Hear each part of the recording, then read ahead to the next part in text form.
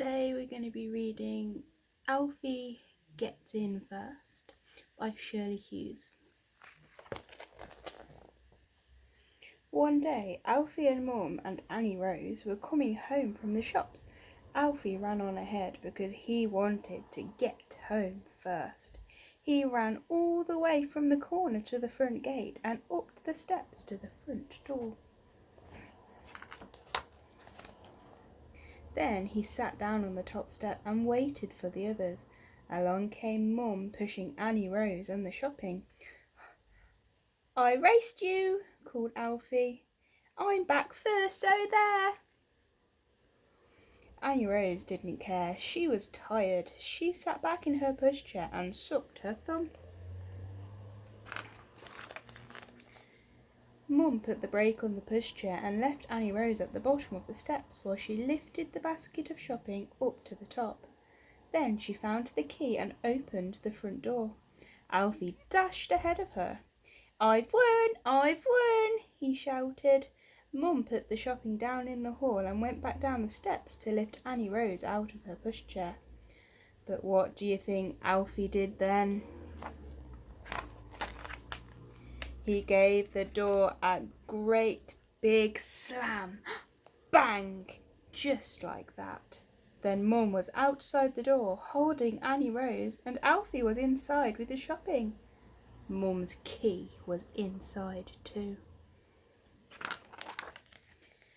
"Open the door, Alfie," said Mum, but Alfie didn't know how to open the door from the inside. The catch was too high up. Mum looked into the letterbox. "Try to reach the catch and turn it," she said. Alfie tried, but he couldn't quite reach it. "Can you put the key through the letterbox?" said Mum. But Alfie couldn't reach the letterbox either. Annie Rose was hungry as well as tired. She began to cry. Then Alfie began to cry too. He didn't like being all by himself on the wrong side of the door. Just then, Mrs. McNally came hurrying across the street to see what all the noise was about. She and Mum took it in turns to say encouraging things into the letterbox, but Alfie still couldn't open the door. "Go and fetch your little chair from the sitting room and then you'll be able to reach the catch," said Mum. But Alfie didn't try to fetch his little chair. He just went on crying louder and louder. And Annie Rose cried louder and louder too. "There's my Maureen," said Mrs. McNally. "I'm sure she'll be able to help." Mrs. McNally's Maureen was a big girl. Right away she came and joined Mum and Annie Rose and Mrs. McNally on the top step. "Might have to break a window," she said, "but I'll try to climb up the drain pipe first, if you like." But Mrs. McNally didn't like that idea at all. "Oh no, Maureen, you might hurt yourself," she said. Just then Alfie's very good friend the milkman came up the street in his milk float.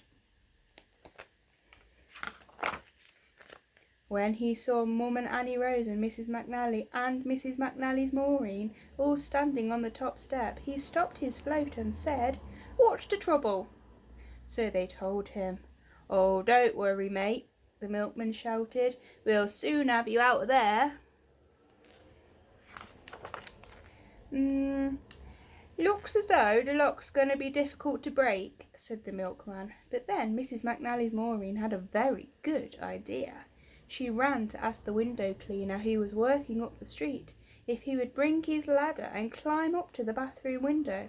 And of course, when the window cleaner heard about Alfie, he came hurrying along with his ladder as quickly as he could. Then Mum and Annie Rose and Mrs. McNally's Maureen and the milkman all stood on the top step and watched while the window cleaner put his ladder up against the house. He started to climb up the ladder to the bathroom window, but when he was halfway up the ladder, what do you think happened? The front door suddenly opened, and there was Alfie. He had managed to reach the catch and turn it. Like that. Oh, after all of that. He was very pleased with himself. He opened the front door as wide as it would go and stood back grandly to let everybody in.